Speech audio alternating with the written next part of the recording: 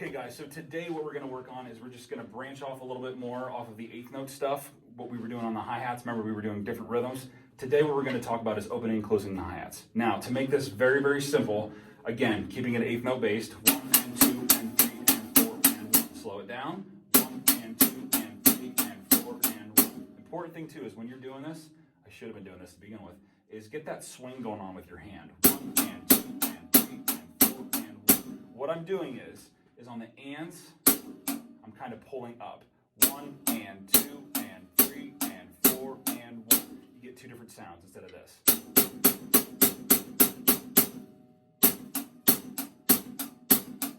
Dynamics. Okay, so there's a tip for you. Now back to opening and closing. I'm going to open the hi-hats on the and of 4. Now when I talk about opening, the only thing you need to do is you just need to release your foot off of the pedal so you get the open sound. Okay? And then obviously I just closed it. So I'm going to open the hi-hats on the and of 4 and I'm going to close them on 1, playing just a simple basic 1 and 3, 2 and 4 groove. Okay, again. Now, there's another way that I like to do this. I don't always like to play the 1 with my hand when I'm closing down. So that looks like this. 1 and 2 and 3 and 4 and 1. Okay? It's fine to do that. I do it all the time, but to change it up again, remember to add something different into your palette, what I'll do is just on 1, I won't hit the hi-hats at all. I'll just close them with my foot. Okay, again. So what that's doing is it's getting it a different feel. It's not giving it this abrasive sound, but also it's freeing my right hand to do something else.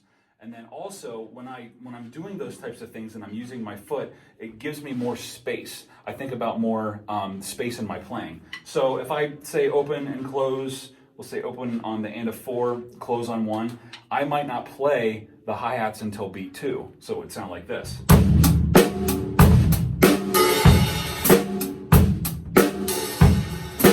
Also what I did there is I drug out the opening, okay? I let it go out until 2. I didn't close on 1. So again, that's just something that I just kind of heard in my head and I just played it. So let's go back to the first way of opening and closing, opening on the and of 4, closing on 1, and then I'm going to come back in and play my hi-hat on count 2. So it's going to look like this.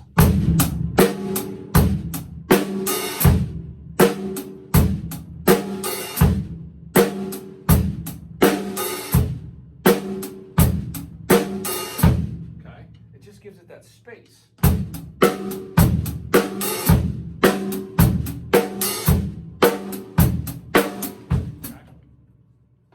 Sorry I didn't do it on that last one. But it's another way to get feel into your groove. So opening and closing the hi-hats. Now we and of 4. Now let's try to play it on the and of 1.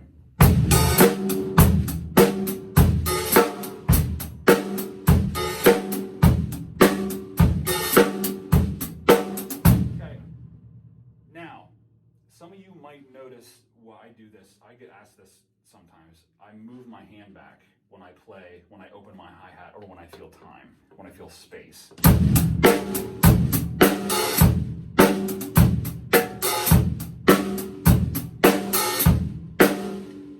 To me, I don't know, I always like to have my arms moving. It's a motion thing, and a drummer friend of mine plays this way, and it just kind of stuck with me. I don't know why I do it.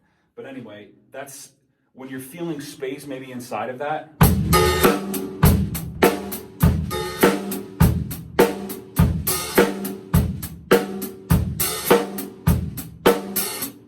so if you notice, I'm closing the hi-hat again with my foot, so that gives me time for me to move my arms and just to keep things fluid.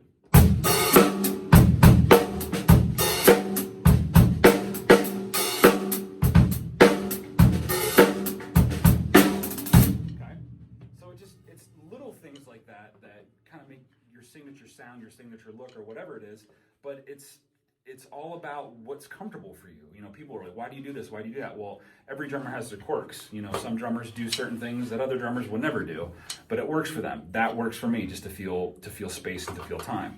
So opening and closing the hi-hat. So we just did 2 demonstrations. We did the and of 4, and we opened up on the and of 1. what I want you to do is I want you to take this and I want you to explore a little bit more. Maybe use, different parts of that measure. Use the 2, use the and of 2, use the 3, use the and of 3, use the 4, whichever ones that you want to use, and see what works, see what you think sounds good, and see what you think might not sound as good. Just because it doesn't sound good to you, maybe to somebody else it might sound great, but try to use all those different variations. And have fun with it and explore different options of how, to play the hi-hat, how to texture the hi-hat. We'll talk a little bit about that next time in the next lesson, but working more on, getting more out of, like we talked about, kick, snare, and hat, okay? Kick, snare, and hat. This is your solid foundation. These 3 instruments you are gonna hit the most on your kit when you're playing a song, just hands down. It's gonna be kick, snare, and hat. No questions asked. So we might as well get comfortable with playing, a plethora of different grooves by just changing little things to make things sound much bigger. So work on that, and I look forward to seeing you guys, and post your videos. If you have any questions, don't hesitate to contact us. Thanks, guys.